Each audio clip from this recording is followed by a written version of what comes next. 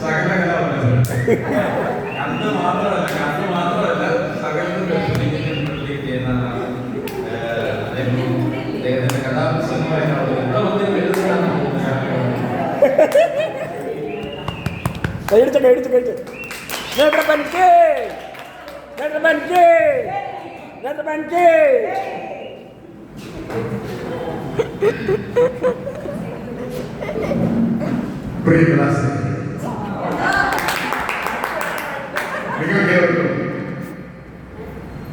Srisailam arts and boxing ടീമിന്റെ വിനീതമായ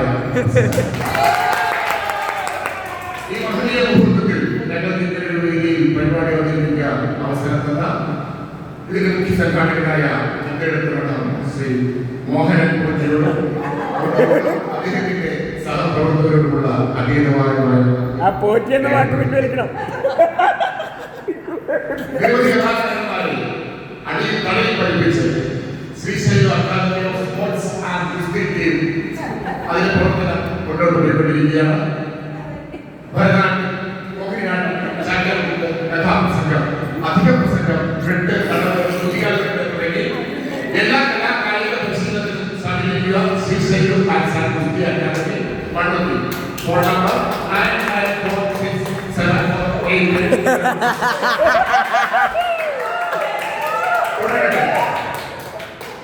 സ്വാഗതം സ്വാഗതം സ്വാഗതം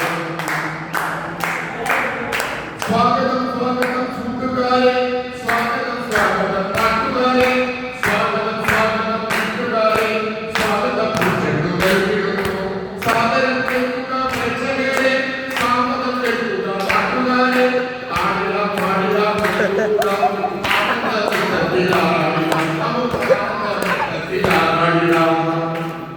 ഇന്ന് 2026 ഫെബ്രുവരി 1 ചരിത്രത്തിൽ എഴുതി ചേർക്കപ്പെടുന്ന ഒരു ദിനം. എന്താണ് പ്രത്യേകത? ഇന്നൊരു ഞായറാഴ്ചയാണ്.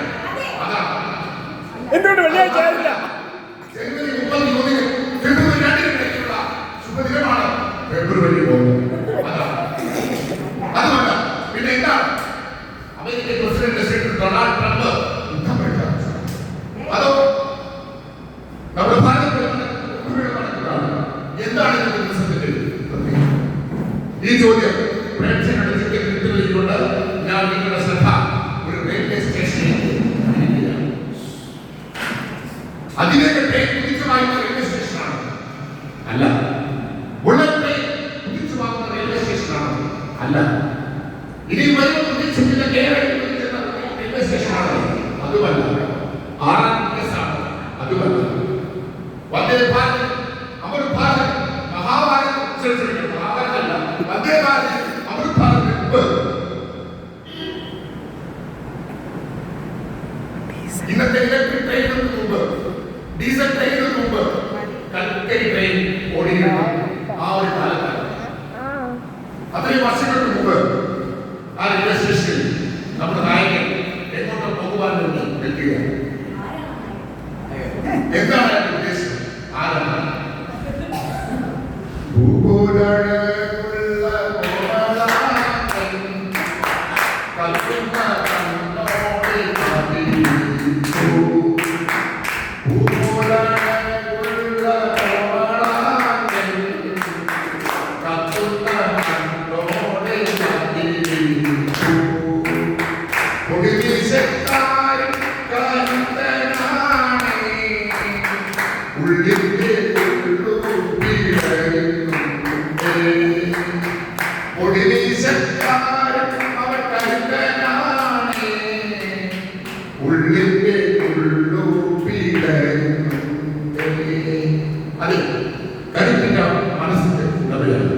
പക്ഷേ ചെറുപ്പക്കാരുടെ മനസ്സ് പിടഞ്ഞുകൊണ്ടിരിക്കുകയാണ്.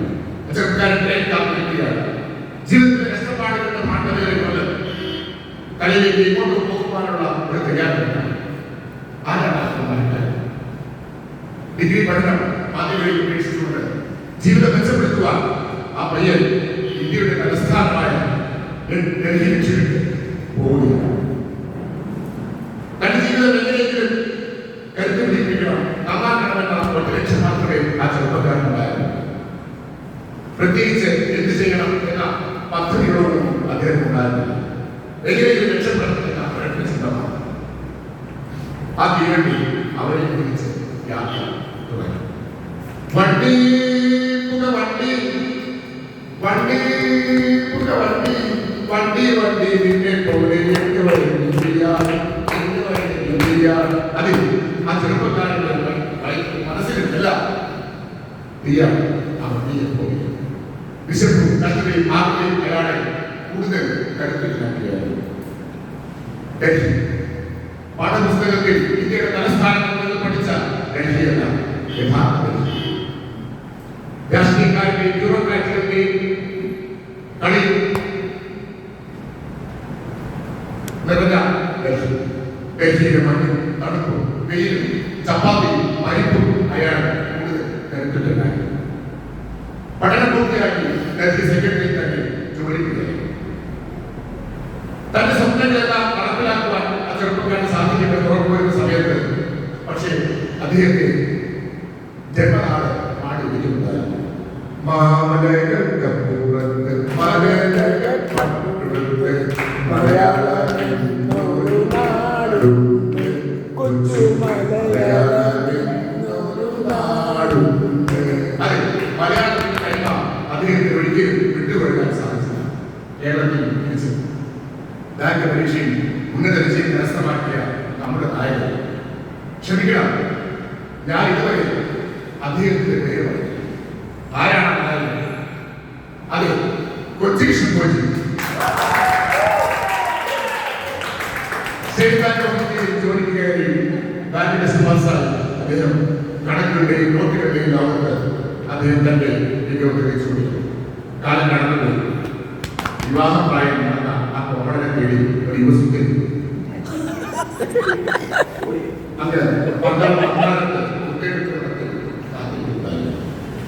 അവർ തന്നെ അകത്ത് ബന്ധമുണ്ടായിരുന്നെങ്കിലും ചില ചടങ്ങുകളിൽ വെച്ച് അവർ കണ്ടിട്ടുണ്ട്. അവരെ കണ്ടത് പരസ്പരം കാത്തിടത്തെ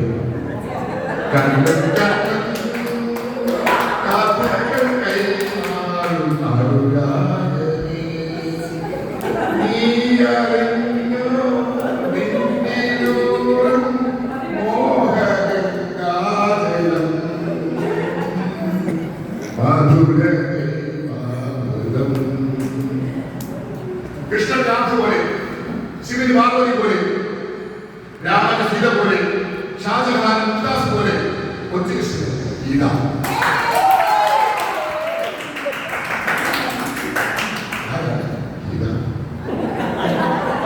വെള്ളിത്താമര മുട്ടുപോലെ പ്രതിമ പോലെ കണ്ടുപോലെ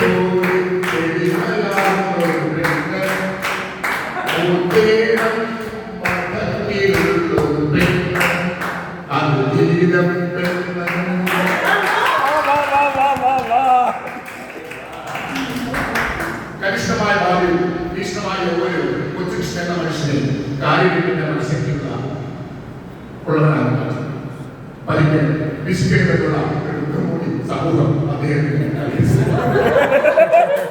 എല്ലാരും പറഞ്ഞു. എല്ലാരും ചൊല്ലി എല്ലാരും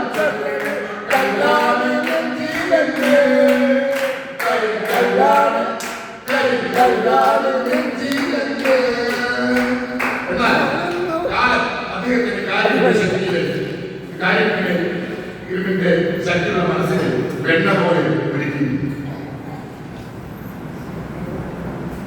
അവരുടെ പ്രണയവലയിൽ രണ്ട് പുഷ്പങ്ങൾ വിരിഞ്ഞു. സേതുമാധവൻ ആയിരുന്നു.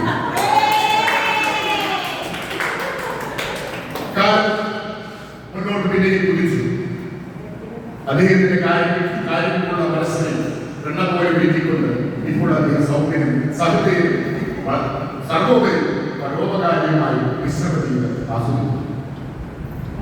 പാർത്തൽ നേരാളി പോലെ ആർക്കും എവിടെയും എപ്പോഴും പോകണമെങ്കിൽ സ്വന്തം രക്ഷപ്പെടുത്ത് അദ്ദേഹം ആരെയും ഒരു സഹായിയായി എവിടേക്കും എപ്പോൾ വേണമെങ്കിലും കൊണ്ടുപോകുന്ന ഒരു നേരാളിയായി അദ്ദേഹം എല്ലാവരെയും കൂടെ ഏത് മാതിരിയും ഏതൊടുപ്പിലും എത്തുന്ന ഒരു നേരാളിയായി കൃഷ്ണൻ എന്നുള്ള നേരാളി സാരഥികൾ നിർവഹിച്ച് മുന്നോട്ട് പോവുകയാണ്. ഇന്ന് അദ്ദേഹത്തിന്റെ സപ്തതിയാണ്. അദ്ദേഹത്തിന്റെ ബന്ധുമിത്രാദികൾ ചേർന്ന് ആ ദിവസം ലളിതമായി ആഘോഷിക്കുകയാണ്.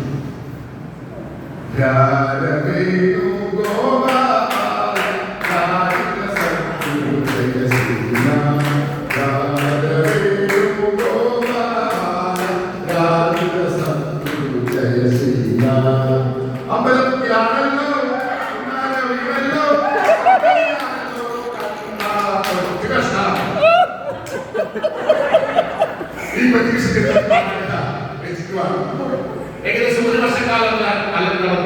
ഡൽഹിയിലെ തെരുവോരങ്ങളിൽ ഞാൻ അദ്ദേഹത്തിന്റെ കഥകൾക്കായി അലഞ്ഞു. വിദേശ രാജ്യങ്ങളിൽ നിന്ന് അദ്ദേഹത്തിന്റെ പറ്റിയുള്ള വിവരങ്ങൾ ശേഖരിച്ച് നൽകുന്നത് ശ്രീ ആര്യ സേതുമാധവൻ ഭദ്ര രജിത് തുടങ്ങിയവരുടെ വളരെയധികം സഹായം എനിക്ക് ലഭിക്കുകയുണ്ടായി.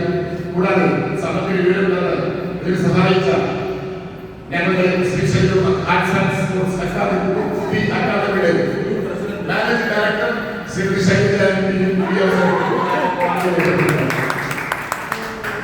ഞങ്ങളുടെ ഈ പരിപാടികൾ ഇനിയും പല വേദികളിലേക്ക് ലഭ്യമാണ്. ഞങ്ങളുടെ പരിപാടികൾ ബുക്ക് ചെയ്യുന്നതിന് വേണ്ടിയിട്ട് നിങ്ങൾക്ക് തുക അഡ്വാൻസ് തുക ജിപേ ചെയ്തുകൊണ്ട് നിർവഹിക്കാവുന്നതാണ്.